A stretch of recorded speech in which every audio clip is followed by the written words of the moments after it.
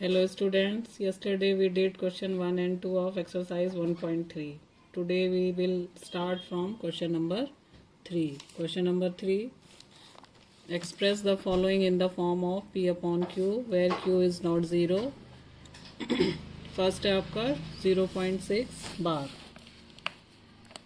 0.6 bar, ठीक है। हम let x is equal to 0.6 bar और हम कैसे लिख सकते हैं 0.666, ठीक है। ये हम इक्वेशन 1 ले लेंगे। अब हमारा पॉइंट जो है वो सिंगल नंबर पे है, ठीक है ना। तो हम क्या करेंगे, इसको 10 से मल्टीप्लाई कर देंगे बोथ साइड, ठीक है।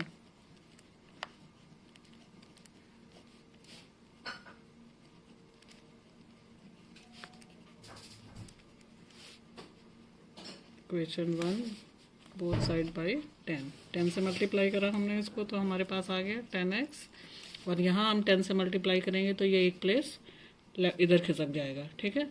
तो ये हमारे पास आ गया 6.666 और ये तो कितने भी हम 6 यहाँ पे लिख सकते हैं। ये आ गई हमारी इक्वेशन 2।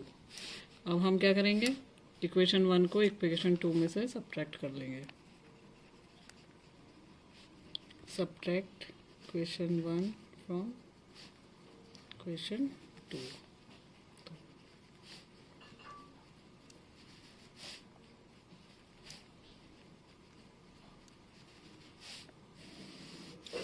माइनस किया हमने, 10 में से x चला गया 9x, ये कैंसिल हो जाएगा। Left hand right hand side सारी डेसिमल के बाद सारी कैंसिल हो जाएगी, 0 0 आ जाएगा, माइनस करेंगे और यहाँ पे हमारा आ गया 6। तो x is equal to 6/9, x is equal to 2/3, that is 0.6 bar is equal to 2/3, हमारा आंसर है। अब हमारे पास सेकंड पार्ट है 0.47 बार। अब यहाँ पे हमारा 7 के ऊपर बार है, इसका मतलब क्या है कि जो 7 डिजिट है हमारी वो रिपीट हो रही है। तो 0.4777 7 डिजिट हमारी जो है वो रिपीट हो रही है, ठीक है।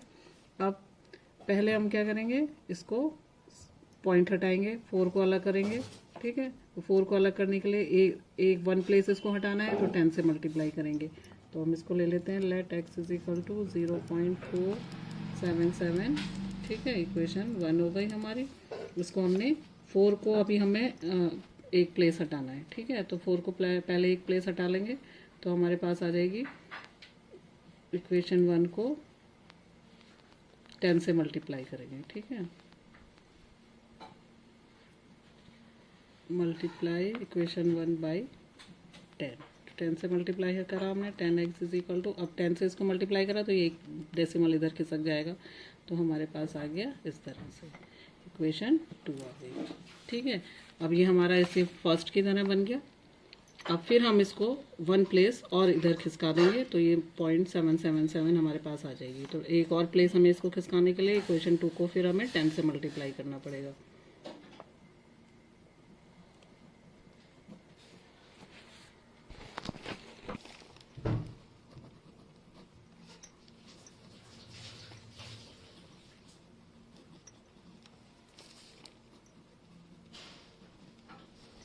इसको 10 से हमने, तो एक प्लेस और खिसक गया, हमारे पास आ गया 47.77, ठीक है। ये आ गई हमारी equation 3।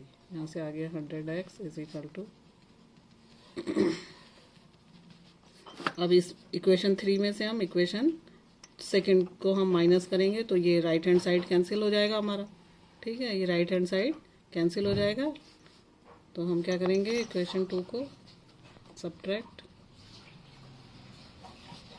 Equation 2 from equation 3।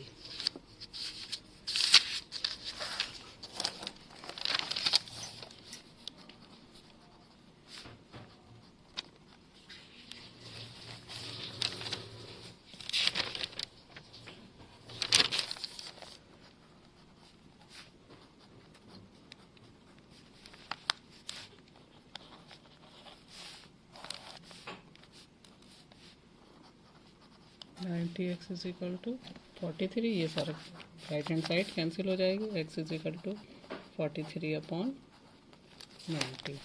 x हमारा क्या था 0.47 बार इज इक्वल टू 43/90। तो थर्ड पार्ट है हमारा 001 बार। अब यहाँ पे 3 प्लेस पर बार है, तो हमें क्या करना है, इसकी ये 3 प्लेस हटाना है, तो 3 प्लेस हटाने के लिए 1000 से मल्टीप्लाई कर देंगे। तो ये हमारा let x is equal to 0.001 that is 0.001 001 repeat हो रहा है ना, 001 तो अब इसको 3 प्लेस हमें हटाना है, तो 3 प्लेस हटाने के लिए हम क्या करेंगे, इसको 1000 से मल्टीप्लाई कर देंगे। मल्टीप्लाई इक्वेशन 1/1000, ठीक है।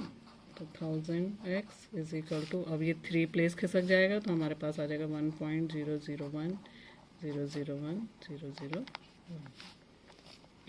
ये आ गई हमारे पास इक्वेशन 2। अब सब्ट्रैक्ट कर लेंगे इक्वेशन 1 को।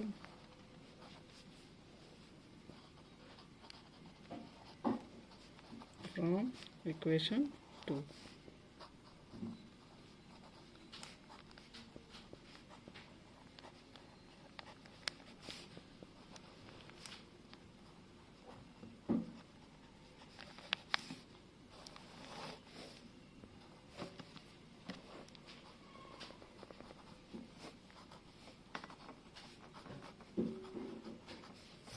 राइट हैंड साइड 0 हो जाएगी सारी, 1 बचा हमारे पास, तो ये x इज इक्वल टू 1/909 और x हमारा था 0.001 बार इज इक्वल टू 1/99 हमारा आंसर।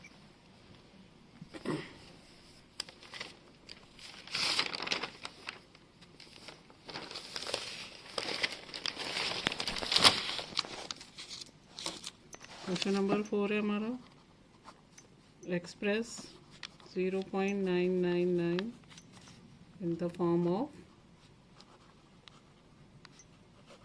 P/Q। इसको भी हमने ऐसे ही करना है। अब ये हो गया let x is equal to 0.9999, ठीक है। अब सिंगल ही नंबर है, सिंगल नंबर जब हमारा रिपीट हो रहा है तो 10 से मल्टीप्लाई करते हैं। इक्वेशन 1 हो गई, इसको 10 से मल्टीप्लाई करेंगे, हमारे पास आ गया 10x is equal to 9.999। Equation 2 आ गई, सब्ट्रैक्ट कर लेंगे हम subtract 1 from 2, 10x is equal to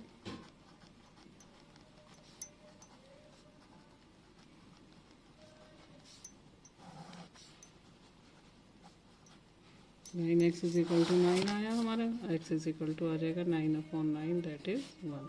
x is equal to 1, 1 is a integer, ठीक है।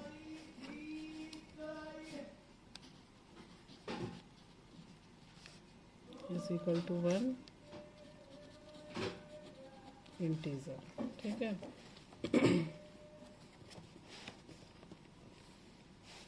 अब 1 आ गया हमारा, ठीक है। अब हमारे पास क्वेश्चन था कि ये जो है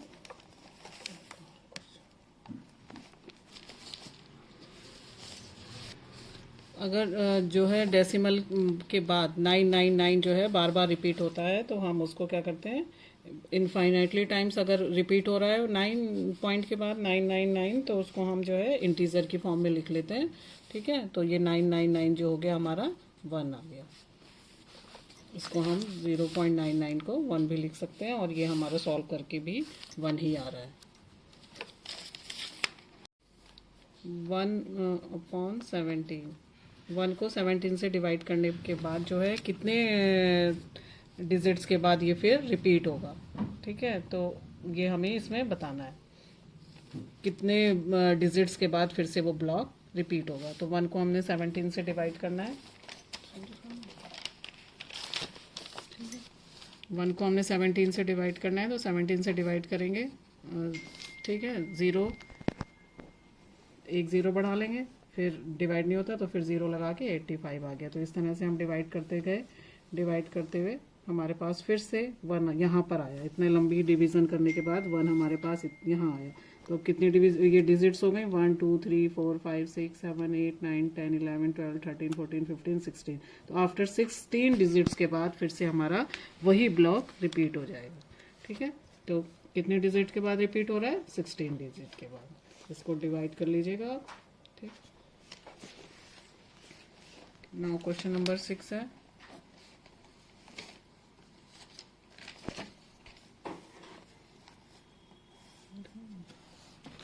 Look at several examples of rational numbers in the form of p upon q, where p and q are integers with no common factors other than 1 and having terminating decimal representation. Can you guess what property q must satisfy? p upon q के हमें कुछ examples लेने हैं। ठीक है, उनको terminating decimal में represent करना है और फिर बताना है कि क्यू की कौन सी प्रॉपर्टीज़ हैं जो इसको सेटिस्फाई कर रही हैं टर्मिनेटिंग डेसिमल रिप्रेजेंटेशन के लिए। तो इसमें हम क्या करते हैं, पी अपॉन क्यू हमें लेना है, टर्मिनेटिंग डेसिमल बनाना है। इसके लिए कोई से भी एग्जांपल ले लेंगे हम। जैसे हमने ले लिया 2/5। ठीक है, और ये हमने डिवाइड करा तो ये हमारा टर्मिनेट हो गया, तो ये टर्मिनेटिंग डेसिमल एक्सपेंशन शो कर रहा है। ठीक है, इसी तरह से हमने कोई और ले लिया 5/2, ये भी हमारा टर्मिनेटिंग डेसिमल रिप्रेजेंटेशन शो कर रहा है। फिर हमने ले लिया 3/50। ठीक है, इसको भी हमने डिवाइड करा तो डिवाइड करके आया हमारा ये भी टर्मिनेटिंग डेसिमल हो गया। ठीक, फिर 9/20, कुछ भी ले लो, हमने ये टर्मिनेटिंग डेसिमल ले लिए।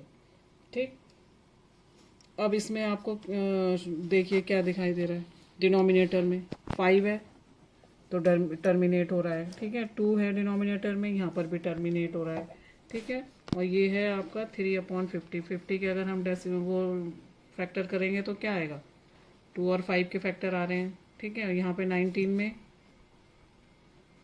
यहाँ पे भी 2 और 5 के फैक्टर आ रहे हैं। तो हमें डिनोमिनेटर में क्या दिखाई दे रहा है कि डिनोमिनेटर में अगर 2 हो या 5 हो या 2 और 5 दोनों ही फैक्टर होंगे डिनोमिनेटर के, तो हमारा जो रैशनल वो जो नंबर है, रैशनल नंबर है पी अपॉन क्यू की फॉर्म में, वो पी अपॉन क्यू की फॉर्म में जो भी नंबर होगा वो हमारा टर्मिनेटिंग डेसिमल रिप्रेजेंटेशन शो करेगा। ठीक है, अब जैसे हम ले लेंगे 5/3 ले लिया हमने, इसको हमने डिवाइड करा तो 1.66666, तो ये डिवाइड नहीं हो रहा पूरा, है ना, रिपीटिंग डेसिमल आ रहे हैं, नॉन टर्मिनेटिंग डेसिमल हो गया। इसी तरह से 7/11 ले लिया हमने, 0.6363, इस तरह से ये भी नॉन टर्मिनेटिंग डेसिमल। तो इसमें क्या दिख रहा है हमें, ये जो क्वोशंट है ये 2 और 5 की फॉर्म में नहीं है।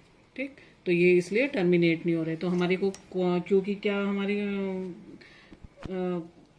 वो आई है कंडीशन की हमने देखा है इन अब एग्जाम्पल से हमने क्या देखा है कि denominator of above numbers are in the form of 2⁵5 और 5⁵n, या तो 2 और 5 के पावर्स में हो जहाँ पे m और n जो है होल नंबर होंगे, आर होल नंबर्स।